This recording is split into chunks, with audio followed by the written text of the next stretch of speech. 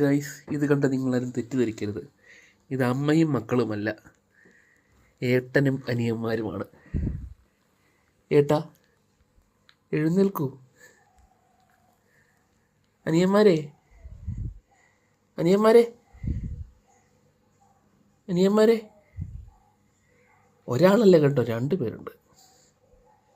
നോക്ക്, ആൾക്കാരോടൊക്കെ ഒരു ഹായ് പറ.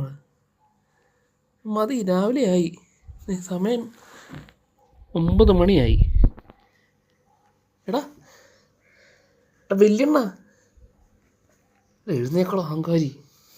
ടാ ടാ ടാ. ഓ, എൻ്റെ നോട്ടം കണ്ടില്ലേ? രാത്രി മുഴുവൻ പണിയായിരുന്നു. ആ പണി കഴിഞ്ഞ് വന്ന് ഇപ്പം കിടന്നതേ ഉള്ളൂ.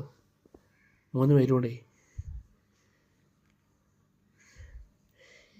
അണ്ണാ,